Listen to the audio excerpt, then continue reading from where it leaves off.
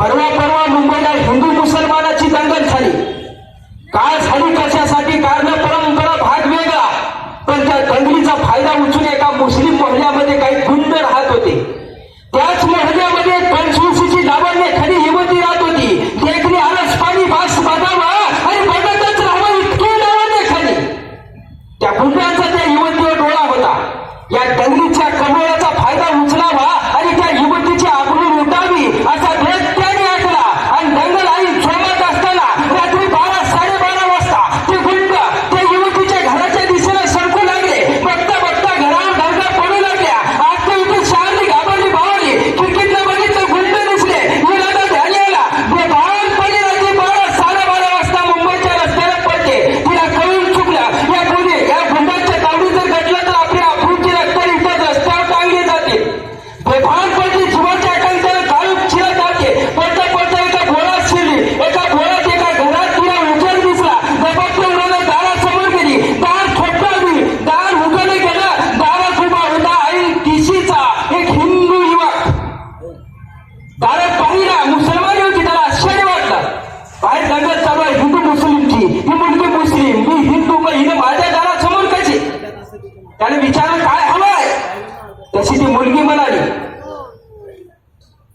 माझ्या पाठीशी काही गुंड आहेत. माझी आबरू उठण्याचा भेद आहे त्यांचा. आजच्या रात्रीपुरता असा मिळेल का मला? तसा ते युवक म्हणाला, निश्चिंत आहे, घर तुझंच आहे. स्वतःच आश्रम पावरून दिला. सांगितलं शान तू छोटी तर इथे ते गुंड परत येणार नाही, पुन्हा त्रास देणार नाही, बिनगोर राहा. युवती छोटी गेली. हा दाराशी जाऊन रात्रभर राखण करत राहिला. पण राखण करता करता त्याच्या डोक्यात विचार आला, बाहेर दंगल चालू आहे हिंदू मुस्लिमची. ही मुलगी मुस्लिम, मी हिंदू, मग हिने माझ्या घरात का आसरा मागितला? हिला भीती नाही का वाटली? हे गुंड हिच्या आबरू लुटायचा उद्देश आहे, हिच्या पाठीशी होते. मी घरात एकटाच आहे, मी तरुण आहे. मनात आलं तर मी या क्षणी इथंच युवतीची आबरू लुटू शकतो. पण हिला माझ्या तावडीतून वाचवणारही कोणी नाही. मग हिने कुठल्या भरोशावर माझ्या घरात निश्चिंत थांबली. रात्री निघून गेली. त्याला या प्रश्नाचं उत्तर मिळालं नाही. सकाळ झाली. युवती जायला निघाली. तिने आभार मानले. यानं न राहून विचारलं, बाहेर दंगल चालू आहे हिंदू मुस्लिमची. तू मुस्लिम, मी हिंदू, मग तू माझ्या घरात का असा मागितलास? तुला भीती नाही का वाटली? ते बंद तुझ्या आबरूची लढतं. तुझ्या आबरू लुटण्यासाठी तुझ्या पाठीशी धावत होते. मी बी घरात एकटाच होतो, मी बी तरुण होतो. मनात आलं तर मी रातोरात तुझी आबरू लुटू शकलो असतो. पण माझ्या तावडीतून तुला वाचवणारं कोण नव्हतं. मग कुठल्या भरोशावर तू माझ्या घरात निश्चिंत थांबली? त्यावेळेस ती मुलगी म्हणाली, रात्री 12-12:30 वाजता मी मुंबईच्या रस्त्याने धावत होते. गुंड पाठीशी होते. मला कळून चुकलं या गुंडांच्या तावडीत घडलं तर माझ्या आबरूची लष्कर इथंच रस्त्यावर टांगली जाते. बेभान पळत होते. जीवाच्या आकांक्षाने गाव छिडत धावत होते. पळता पळता या बोळात शिरले. या बोळात तुमच्या घराच्या खिडकीत मला उजेड दिसला. झपाटून उडालं. दार खोटायच्या अगोदर तुमच्या घराच्या उघड्या खिडकीतून आत बघितलं तेव्हा मला छत्रपती शिवाजी महाराजांची फोटो दिसली. आणि मग तुम्ही दार ठोठावलं. गेली 350 वर्ष झालं. छत्रपती शिवाजी महाराजांचा आम्ही जागर करतो. तो कशासाठी? यासाठी जगाच्या पाठीवर अनेक राजे चारित्र्यवान होते पण पराक्रमी नव्हते. अनेक राजे पराक्रमी होते पण चारित्र्यवान नव्हते. जगाच्या पाठीवरला पहिला राजा चारित्र्यवान आणि पराक्रमी हे दोन शब्द फक्त छत्रपती शिवाजी महाराजांतच एकत्र आली. आता सध्या काय चालू आहे? योग भगवान श्रीकृष्णाबरोबर गेला. त्याग मावळ्यांच्या बलिदानाबरोबर संपला. आता फक्त भोग उरला. परवा लातूरचं प्रकरण मिटलं. आता नांदेडचं प्रकरण डोळ्यासमोर आलं. कुठलं बी चॅनल उघडा, कुठलंही पत्र काढा, बलात्काराशिवाय बातम्या दिसत नाही तिथं. शिवाजी महाराजांनी 15, 16, 17, 18, 19, 20, 21, 22, 23 वर्षाची मुलं गोळा केली. त्यांच्या उन्हामध्ये स्वराज्याचा महामंत्र पेरला. राजासारखे घोंगावत राहिले, विजेसारखे दडपत राहिले. राकेश काळा समोर आणि पाय यात्री लागला. सरकारचे जे काळ, क्रांतीचा गद्दा जे काळ. त्यांना मन नव्हतं, भावना नव्हत्या, इच्छा नव्हती. आपण कोणावर प्रेम करू, पण का केलं नाही त्यांनी? त्यांच्या समोर देह होतं. चारित्र्य असावं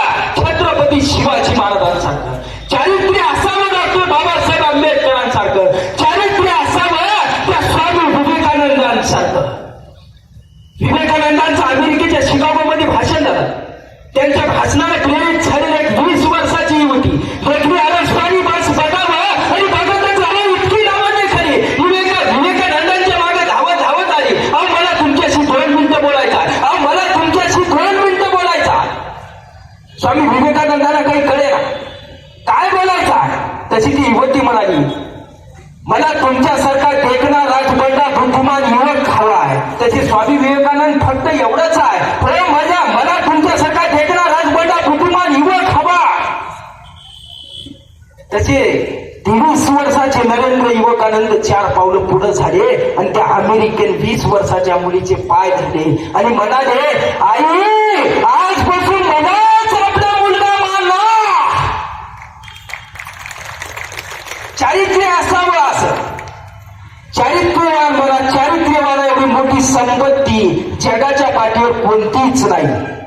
चारित्र्यवान.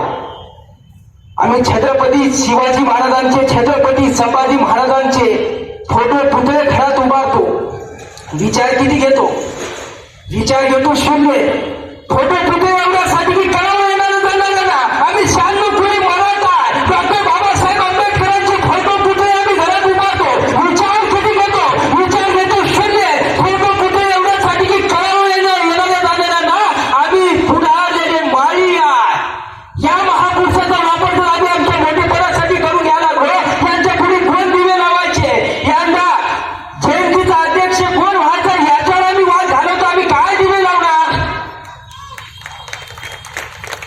जातीपातीचे गटातटाचे बंधन मारून बसू आम्ही. जिथं हे होतं तिथं नाही विकास होत. जेवढं तोडत चाल तेवढं विनाशाच्या तटावर जाऊन उभं राहाल. जेवढं चोरत याल तेवढं यशाच्या शिखरावर आणि पूर्णत्वाच्या कक्षेत राहाल. रवींद्रनाथ टागोर एका ठिकाणी असं लिहितात, हा देश विविध जातींचा, हा देश विविध भाषांचा, हा देश विविध राष्ट्रांचा, हा देश विविध माणसांचा. या विविध जातींना एकत्रित करणं, यांच्यात एकत्व पेरणं आणि राष्ट्रासाठी रडतोंडीचा अहो भयान डोंगर दऱ्याचा, झाडा झुडपांचा, कड्या कपाळांचा, दिवसा ढवळ्या सूर्य तिकडे फिरकत नाही. माणसाची तर भारतात छोडा पाखरंही तिकडे जात नाही. रात्रीचा तर सभा नाही, सूर्याची किरण कधी जमिनीला टेकली नाही. इतका भयान आणि निभीड रडतोंडीचा घाट. तो रडल्याशिवाय माणूस पुढे जातच नाही. म्हणून त्या घाटाचं नाव आहे रडतोंडीचा घाट. खाण्याचं सैन्य मैदानी प्रदेशातलं त्या रडतोंडीच्या घाटात असं तिथून त्याला पत्रही पाठवता येत नव्हतं. मी बखूल प्रयत्न केलो, डोंगर दऱ्यामध्ये गेलो, पण महाराज पुढे येईना गेल्यात. आता मी पुढे जाणार नाही, मी सरळ माघार येतो. त्याला पर्यायच नव्हता, भेटल्याशिवाय पर्याय नव्हता. खान महाराजांच्या जाळ्यात अडकत निघाला होता. आणि महाराजांचं नियोजन बघा, गडावर येऊयात महाराज. बराबर 12 वाजता निघाले महाराज. सोबत कोणाला घेतल्या? तानाजी, बाजी, यसाची, कोणाची, करतोजी. चला सगळे जेवून भेटून खान बलाटी आहे. घेतल्यात कोणाला? महाराज घेतल्यात जीवा महालाला. पण जीवा महालाच का? कारण पुढे सय्यद बंडा तसाच आहे, दांडपट्टा चालवणारा. त्या सय्यद बंडाशी जर लढायचं असेल तर त्याला हवा फक्त जीवा महाला. सोबत घेतल्यात संभाजी, गावची, कोंडाळकर. पण संभाजीच का? कारण पुढे अफजल खान तसाच आहे, ठिपाड आणि बलाटे. संभाजी गावची तसा ठिपाड आणि बलाटे. तो उचलून घेतो नव्हे, गरजपटीचं हातीचं किलू उचलून घेतो. इतका ठिपाड आणि बलाटे संभाजी गावची कोंडाळकर. महाराज निघाले, प्रत्येकाची जबाबदारी प्रत्येकाला देऊन महाराज निघाले. जाता जाता परत थबकले. जीवाला म्हणाले, जीवा कात्री आहे काय? जीवा नावी समाजाचा आहे की जी? आहे की जी? काय आमची दाढी बारीक कर, इतकी बारीक कर की भेटीच्या वेळी जर खाणारी हातात धरायची म्हणली तर त्याच्या हातात नाही आली पाहिजे. इतकं बारीक नियोजन महाराज करून निघाल्या.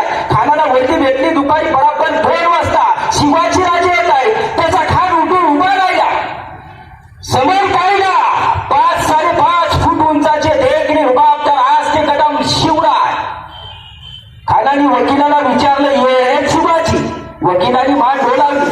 तसा खान उठून पुढे आला. आव शिवाजी राजे, भाऊ फैलावले. आणि राजे दळा भेटीसाठी खानाच्या मिठीत शिरले. भेटीने खुश बदलली, दाब वाढला, चोर वाढला, मिठी आवळी केली. खानाची कट्यार राजाच्या मस्तकावर निसटली. दगा जाणवला, वाघनख निघाली. कुपसली पोटात. दगा करत खान करायला कोणता बाहेर पडला. कृष्णाजी भास्कर कुलकर्णी राजाच्या मस्तकावर वार करता झाला. राजे कृष्णाजी कापला.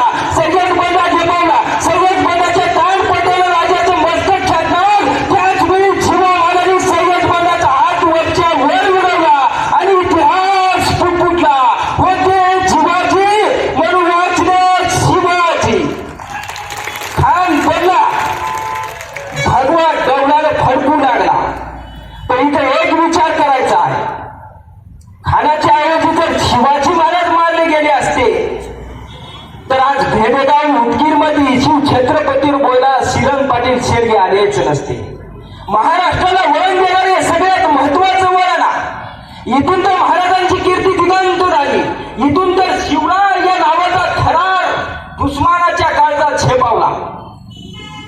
इथून इथल्या मावळ्यांना वाटू लागलं राजा आपल्यासाठी मरा तयार आहे. आपणही राजासाठी गेलं पाहिजे. आपणही त्याच्यासाठी गेलं पाहिजे. शिवराय हा धगधगत्या सूर्यासारखा काळ आहे. इथे जगण्यासाठी नाही मरण्यासाठी स्पर्धा होते. मरण्यासाठी. अहो छत्रपती शिवाजी महाराजांनी कुठली तर एखादी मोहीम करायचे तसा तानाजी म्हणायचा राजा हे गाव आपलं राजा म्हणा द्या की मी जातो की मी भिडतो की मी मरतो की. जगाच्या पाठीवरला पहिला काळ आहे. माणसं मरण्यासाठी स्पर्धा करतात. आमचा तानाजी रायबाचं लग्न सोडून बुलढाण्याचं लगीन लावायला गेला गेला असा गेला तर रायबाचं लग्न लावायला वापस आलाच नाही. राजे म्हणतात बाजी खिंड लढवत राहिला. उद्या शेराची ढाल केली बाजीला. वर्षाव गंडा मरणाचा बाजी चढाला जाऊ सांगायच्या यमाला. जोपर्यंत विशालगडाच्या तोफाचा आवाज माझ्या कानावर पडत नाही तोपर्यंत हा बाजी प्राण सोडणार नाही. अखेर विशालगडाच्या तोफाचे आवाज कानावर पडले आणि त्यावेळेस बाजी कोसळले. आमचा मुरारबाजी पुरंदरावर दिले खानाची छाती झुंज घेत होता. वाऱ्यावर फिरफिरणारी नजाक्याची विजेसारखी चमकणारी तेज तलवार बघता बघता साऱ्या मुगलेला सरा सरा सरा कापून काढत होती. दिलेल खानाने तेच बघितलं. ए रुको रुको रुको मुरार रुक. आई चिंता चिंता चिकटबाज क्यों मर रहा तूने तो हम ले ही लिया है बुरा. तू अपनी जान क्यों गंवा रहा है. हमारे पास जागीर देंगे बादशाह आणि चढायला मुरार. माझ्या राजाने मला काय कमी केले म्हणून तुझ्याकडं. अखेर मुरार पडला. मुरार सारखा धुरंधर गेला पण राजांचा पुरंदर वाचला. आमचा प्रतापराव नेसरीच्या खिंडीत झुंजला. उमराणीच्या लढाईमध्ये भैरव खान झुकला वाचला नमला. प्रतापरावाच्या पायावर पडला. प्रतापराव एक वार माफी. पुन्हा या महाराष्ट्राकडे तितक्या नजरेनं बघणार नाही प्रतापराव. आणि मराठा गडी साम सदाशिव भोळा या लोळा गोळा होऊन पडल्या भैरव खानाला माफी बक्षी. पुन्हा या महाराष्ट्राकडे तितक्या नजरेनं बघायचं नाही. आणि प्रतापराव निसटले पण वार्ता राजांच्या कानी गेली. प्रतापराव भैरवला माफी बक्षली आणि चढावला राजा. प्रतापराव तुम्ही तर हे शिपाईगिरी केली. ही सेनापतीगिरी चढली. भैरव तर सापाची जात परत फिरून जाऊस करणारच. प्रतापराव त्या बहिणीचं मस्तक छाटल्याशिवाय आम्हाला तोंड राखू नका. प्रतापराव राजांच्या शब्दाने घायाळ झालेला प्रतापराव राजधानीतलं बाहेर पडला. अवघ्या 6 महिन्यात महाराजांचा राज्याभिषेक आहे पण सेनापती राजधानीत नाही. सेनापती फिरतोय नुसता वनव्यासारखा चढतोय. बहिण बहिण बहिण बहिण. प्रतापरावाचा तळ पडलाय सामान गडावर. याच दिवसात थंडीचा काळ सुरू झालेला. प्रतापराव आपल्या सोबत्यांसोबत शेकोटी पेटून शेकत बसल्यात. जाळ जसा भडकतो ना तशी प्रतापरावाच्या अंगातली आगही भडकते. पुन्हा पुन्हा भडकतो. प्रतापराव त्या महिलांचं मस्तक छाटल्याशिवाय आम्हाला तोंड दाखवू नका. प्रतापराव ज्या प्रतापरावाचा दिवसच उजवत नव्हता त्या राजाचं तोंड बघल्याशिवाय त्या प्रतापरावाला जळावं लागत होतं. राजांचा शब्द पुन्हा पुन्हा आठवत होता. पण त्याच वेळी रात्री 12-12:30 वाजता घोड्याच्या टापाचा आवाज ऐकू आला. हे सावध झाली. जासूस नगा मोडला गेला. तिथलं पाय निघाली. जासूस उडी मारी खाल्ला. सेनापती बोला. बहिणीचा तळ पडलाय. कुठे नेसरीच्या खिंडीत सेनापती ताट उभा राहिले. प्रतापराव कोण येतो कोण येतो. उभा राहिला शेती. उभा राहिला पिढाची. उभा राहिला विंडोची. उभा राहिला एक एक एक एक सांभाळा. 7 सज्ज झाले. घोड्यावर मान टाकली. रिकिटीत पाय अडकले. टाच दिली. वाऱ्यासारखे तुफान 7 मध्ये आले नेसरीच्या खिंडीत. त्या ताट काळोखात घोड्याचा फुरफुरता आवाज मात्र घुमत राहिला. आणि त्याच दाट काळोखात प्रतापराव न्याहाळत होते बहिलोळची छावणी. उत्तरेवरचा चमचमता दिवा दिसला. प्रताप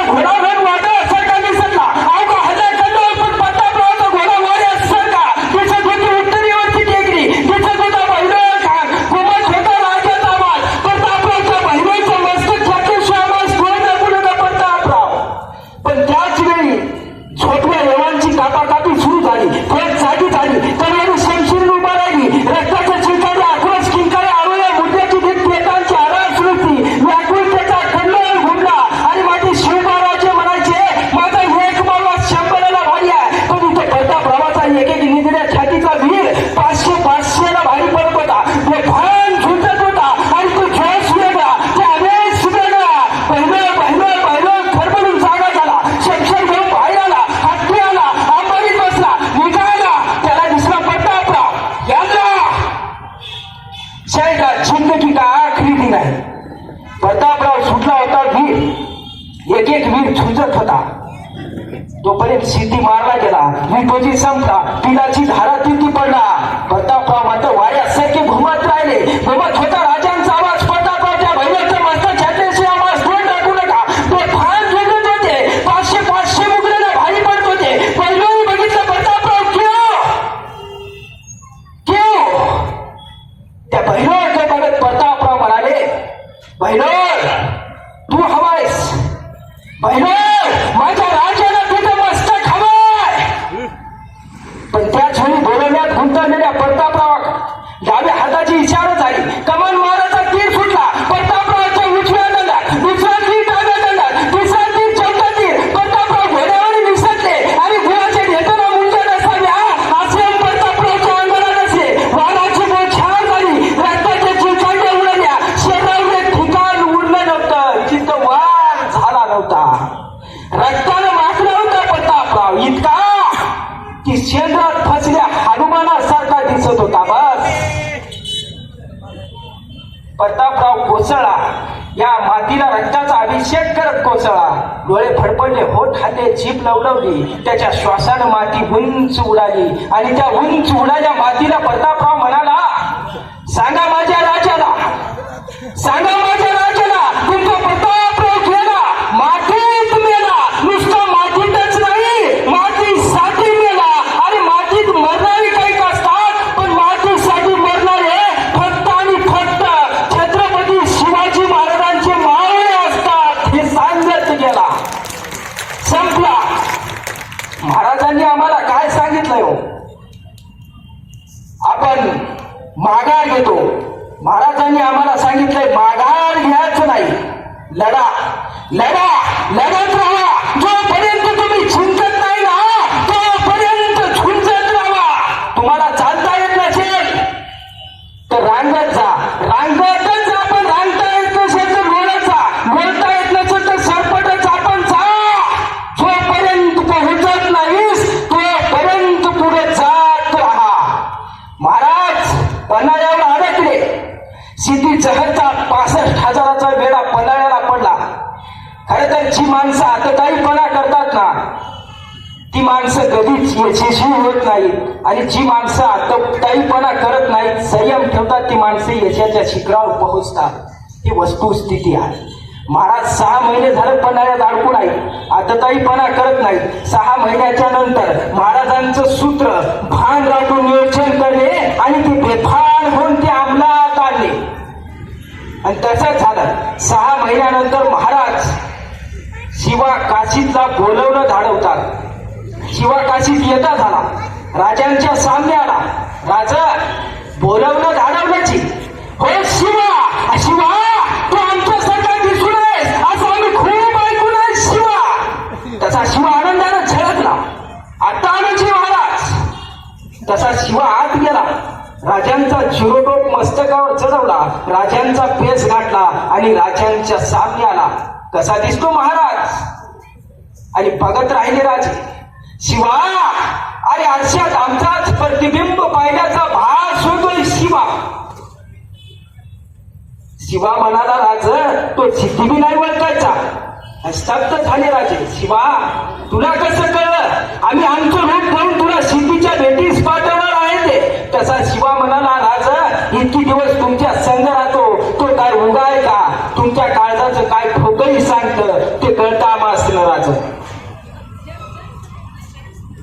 तसे राजे शिवाला म्हणाले, शिवा जातोस? तसा शिवा म्हणाला, राज द्या की येणा. जातो की, जाऊन भेटतो की त्या सिद्धीला. तसं राजे 2 पावलं समोर झाले. शिवाला कणकणून मिठी मारली. राजांच्या डोळ्याचा एक अश्रूचा थेंब शिवाच्या पाठीवर पडला. अशी कौतुकाची धाक कुणाच्या पाठीवर पडलीच नव्हती. ते भाग्य माझ्या शिवा काशीला मिळालं. आणि डाव ठरला. सिद्धीला निरोप मिळाला. शिवाजी राजे शरण यायला तयार आहे. त्याचा सिद्धी आनंदा आला की मेहरबानी शरफराज का छस्र होना चाहिए. आखिर आज ही दया दखन का क्यों आपले शिकंजने. येडा ढिला पडला आणि त्याच ढिलाईचा फायदा उचलून राजे बाजी प्रभू देशपांडे आणि बाजी प्रभू देशपांडेला घेऊन विशाळगडाच्या रोखाला निघाले आणि शिवाला तहाची बोलणी करायला निघाला. शिवा काशीत शिवाजी महाराज बनल्याला सिद्धीच्या भेटीला. पालखी आली, गळाभेट झाली, पण सिद्धी म्हणाला ये शिवाजीराजे. त्याच वेळी शिवा काशीवर रोखले गेले होते दोन संशिरी डोळे. ते संशिरी डोळे होते फाजल खानाचे, अफजल खानाचा मुलगा फाजल खान. ते श्यामेला हात पाऊल पडताच ते दोन संशिरी डोळे फुटफुटले. ये शिवाजी नाही हो सकता. तसा खबरला सिद्धी मेल्यातून सख्य निघाली. सात रक्ताची चिरकांडी याकुलतेचा सूर घुमला. दुसरा वार, तिसरा वार. सिद्धी विचारत राहिला, सजबता तू ही आहे शिवाजी. आणि शिवा सांगत राहिला, अरे हा मग शिवाजी. तोपर्यंत वार झाला, लाख वेगळ्या दचाव्या इतका वेदनाचा सूर घुमला. सिद्धी विचारत राहिला, अरे सजबता कापर तू ही आहे शिवाजी. आणि शिवा सांगत राहिला, मग हूँ शिवाजी. त्याच वेळी सिद्धी वळाला त्या दोन संशिरी डोळ्याकडे. ते दोन संशिरी डोळे फाजल खानाचे. सिद्धी विचारता झाला, कैसे कह सकते हो ये शिवाजी नहीं हो सकता. तसा फाजल खान म्हणाला, पूछो हमने देखा है शिवाजी राजे को. अफजल खान मारते वेळेस मी बघितलं शिवाजी राजांना. कृष्णाजी भास्कर कुलकर्णीचा वार त्यांच्या मस्तकावर झाला होता. हे जर खरे शिवाजी असतील तर यांच्या मस्तकावर खुनेचा वार पाहिजे. तसा सिद्धी झपाटल्या तसा पुढे झाला. जिरोरूप मागास झाला. वाराची खून नव्हती. घटला शिवा, वार झाला, रक्ताचा सडा पडला. सिद्धीची तलवार आली कर्तनीवर. सजपता मरण्याची पहिली आखरी बार पुसताव आणि तो होईल शिवाजी. आणि सांगत राहिला शिवा, अरे हा मैं शिवाजी. आणि शिवाजी म्हणून जन्माला जर नाही आलो तर छत्रपती शिवाजी महाराज म्हणून मरतोय. हे भाग्य कमी आहे का? आणि माझ्या राजाची छाती तुला फोडता नाही, तू माझी छाती काय फोडणार? आमच्या राजाला ज्याने बिनगोड छोपू देत नाही त्याला आम्ही बिनगोड छोपू देत नाही.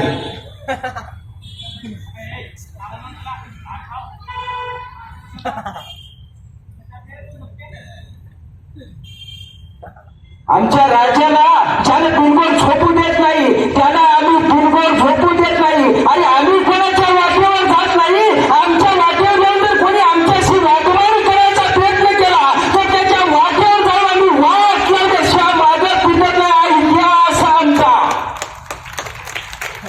छत्रपती शिवाजी महाराजांना खुल्या मरणाला सामोरी जाणारी ही माणसांची मांदियारी भेटली म्हणून हे स्वराज्य उभा राहिले. पण आता चालू वर्तमान काळ काय सांगतो आम्हाला? छत्रपती शिवाजी महाराजांच्या पुस्तकावरल्या गाथा ऐकाव्या, उत्तरपत्रिकेमध्ये लिहावं, मार्गाचं धनी व्हावं एवढंच. याच्या पलीकडे काय केलंय आम्ही? आता एखाद्या तानाची, आता एखादा बाजी, आता एखादा मुरारबाजी का भेटत नाही कुठं आता. राज्य काही झाले पण रयतेच्या डोक्यावर सुखाचं छत्र धरण्यासाठी आपल्या आयुष्याचं रणांगण करून घेणारा राजा शिवाजी का बोलत नाही कुठं आता.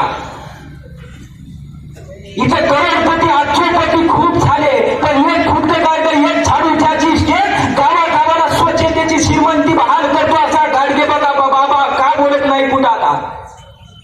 आया खूप होतात, घराघरात आया होतात, पण शिवाजी पैदा करणारे काही जिजाऊ कुठं बोलत नाही आता. आमचे पोरं रशिया, चीन, अमेरिकेला खूप जातात आता, पण माझ्या भारताच्या संस्कृतीचा पताका खांद्यावर घेऊन अमेरिकेच्या शिकागो मध्ये फरक होणारा एकही स्वामी विवेकानंद कुठं बोलत नाही आता.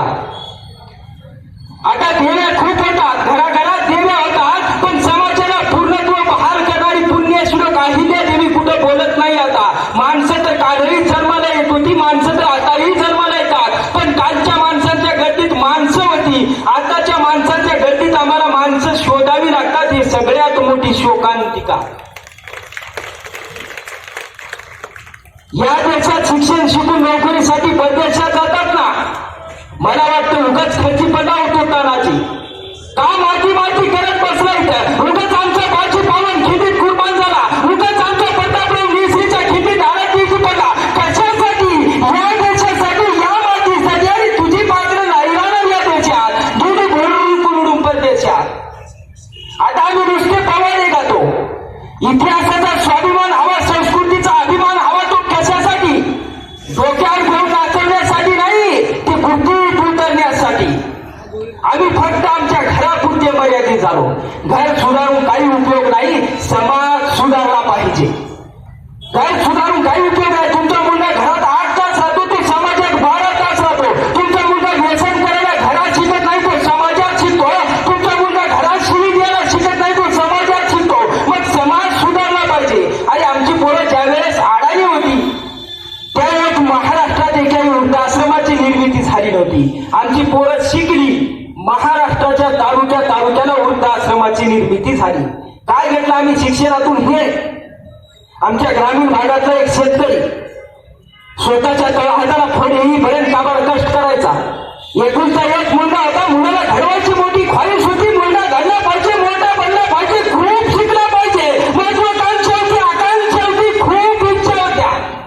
तू मुलाला सांगायचा तू खूप शिक, वाटेल ते काय, माझ्यात वाटेल ते कष्ट करायची तयारी आहे. बाप लोकांच्या बांधावर रात्रभर दिवसभर काबाड कष्ट करायचा. मुलाला सांगायचा तू माझी फिकीर कर नकोस, मी माझ्या पोटाला चिठ्ठी घेईन, पण तुझ्या पाठीचा कणा भरल्या पोटानं ताट ठेवेल.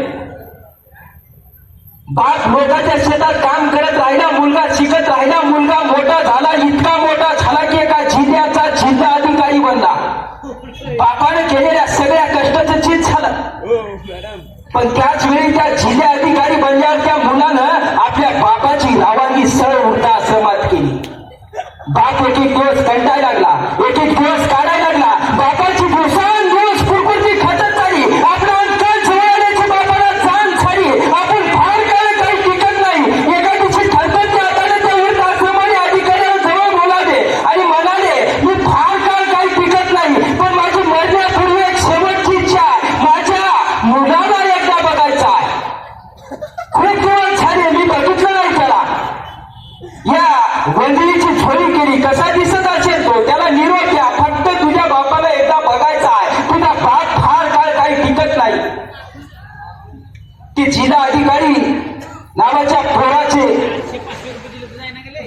त्या अधिकाऱ्याचे डोळे भरून आले. भरल्या कंटाने तो तिथं उठून गेला. त्या जिल्हा अधिकारी नावाच्या पोराला फोन केला, निरोप मिळाला, उद्या वेळ भेटला तर येतो. तेवढ्याच निरोप आला. तो अधिकारी धावत आला, तुमचा मुलगा येतो म्हणला, तुमचा मुलगा येतो म्हणला. त्याचा म्हातारा फुलला भरला आनंदला, माझा मुलगा येणार, मी बघेन त्याला. खूप दिवस झाले मी बघितलं नाही त्याला. खूप लाड पुरवली मी त्याचे. या वंदलीची झोळी केली. खूप खूप मोठा झाला असेल ना. म्हाताऱ्याच्या आतुरता वाढल्या. म्हाताऱ्याला वाटू लागले काय सरत नाही, काय जात नाही दिवस, काय होत नाही रात्र, काय येत नाही सकाळ. बघता बघता रात्र सरली, काळ सरला, दिवस सरला, सकाळ झाली. म्हातारा आणखी उतुक क्षण वाट बघू लागला. दारात गाडी वाजली. प्राण कंटाशाला डोळे बाहेर आले. म्हातारा दार दिसून उडाला. दारात गेला, बघला आणि म्हाताऱ्याच्या अंतकरणात एक कळ उठली आणि आजोबा जाग्यावर कोसळला. आला होता तो मुलगा नाही, मुलाच्या गाडीवरला ड्रायव्हर आला होता. मुलगा आलाच नव्हता. त्या ड्रायव्हरने आपल्या मालकाचं पाकिट आणलं. त्या पाकिटात एक चिठ्ठी होती. त्या वृद्धाश्रमवाले अधिकाऱ्यांनी थरथर त्या हातात घेतलं, फोडलं. आज चिठ्ठी होती. त्या चिठ्ठीत लिहिलेलं होतं, महत्वाच्या मीटिंग मध्ये अडकल्यामुळे मला येता आलं नाही. जर माझे वडील गेले असतील तर त्यांचा अंत्यविधी आता तुम्हीच करा.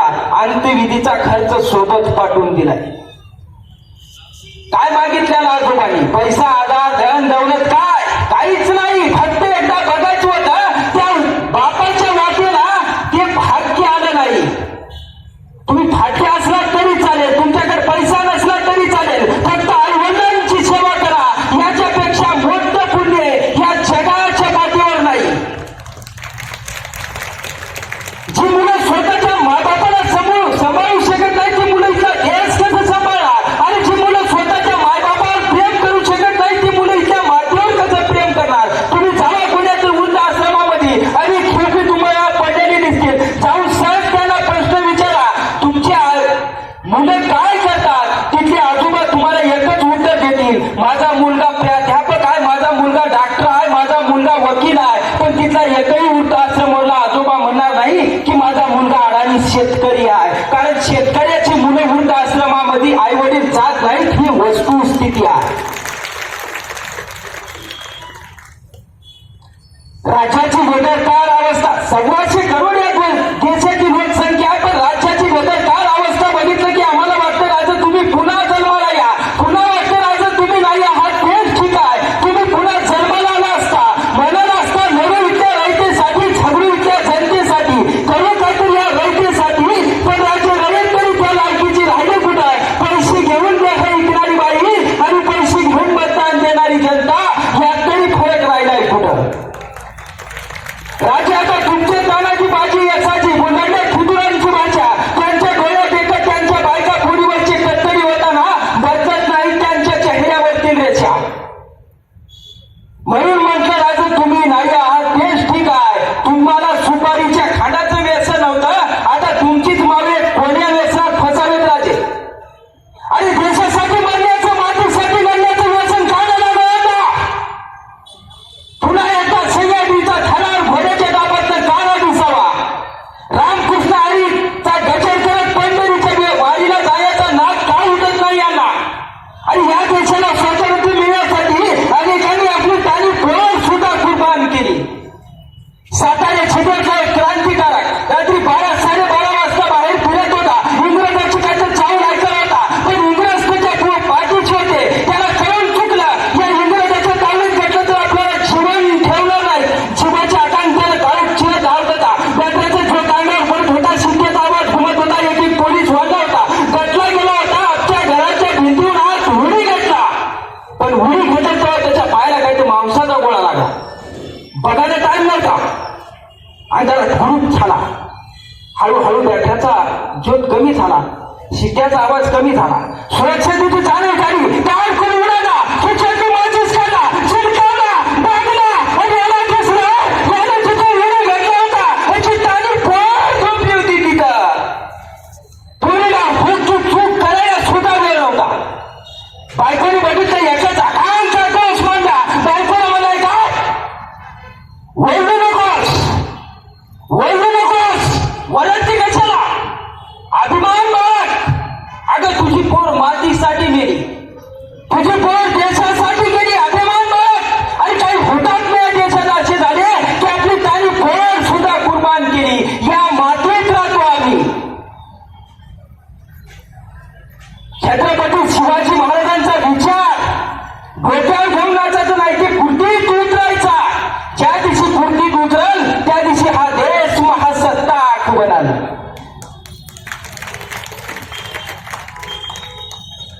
खरं तर तरुण जास्त दिसतात. मी एक जाणीवपूर्वक विधान करतो. हिमाचल प्रदेशमध्ये एक छोटस खेडेगाव आहे, अत्यंत डोंगराच्या कुशीत बसलेलं गाव आहे. जर कोणी आजारी पडला तर प्रचंड मोठा महाकाय डोंगर पार करून शेजारच्या गावी जावं लागतं, त्यावेळेस त्याच्यावर विलाज होतो. डोंगराच्या पायथ्यापर्यंत बैलगाडी नेतायचे, तिथून मग तो आजारी माणूस पाठीवर घ्यायचा, डोंगर चढायचं, डोंगर उतरायचं, मग गाव, मग दवाखाना, मग विलाज. इतक्या बिकट परिस्थितीत ते गाव तिथे जगतंय. देशाला स्वातंत्र्य मिळालंय का अजून त्याला खबर नाही. तिथे एक माणूस राहत होता आणि त्याची बायकोची दिवस भरत आलेले. हा शेतात काम करत होता, वेळ सायंकाळची साधारण 7-7:30च्या सुमाराची. अचानक त्याच्या शेजारचे धावत आले, तुझ्या बायकोच्या पोटातल्या कळा वाढल्या आणि तिच्या काळजीने धबाबत उडाला सुसाट धावत सुटला. दारात बायको तरमळ पडली होती, कळकळ होती, वेदनेला अळवत होती. बायकोच्या डोक्यावर हात फिरवला, सांगितलं थोडा मिनिट मी आलोय ना, काळजी करू नकोस, आपण काही क्षणात दवाखान्यात पोहोचू. बघता बैलगाडी आली, स्वतःच्या बायकोला उचलला, त्या बैलगाडी ठेवला, बैलगाडी हाकू लागला. अंधार करत होत गेला, त्याच्या उन्हात नाही अंधार तसा. बैलगाडी वेगानं हाकत होता, आणखी वेगानं, पण तिला धक्के बसू नयेत म्हणून परत जीव गडबडत होता. वेगात गेलो तर पोहोचणार नाही. या सगळ्या उन्हाखाली तो कसा बसा डोंगराच्या पायथ्यापर्यंत पोहोचला. आता तो अजास्त डोंगर चढायचा होता, तो चढून उतरायचा होता. मग गाव, मग दवाखाना, मग विचार. स्वतःच्या बायकोला पाठीला बांधला आणि तो अजास्त महाकाय डोंगर चढायला सुरुवात केला. पावलं टाकत राहिला, डोंगर चढत राहिला, निम्म्यापर्यंत आला. बायकोच्या आवडा घुमत होत्या, बायकोच्या वेदना वाढत होत्या, बायकोच्या आक्रोश वाढत होता. त्याला ते बघवेना, पावलेना, सोचेना. त्यावेळी अवस्थेत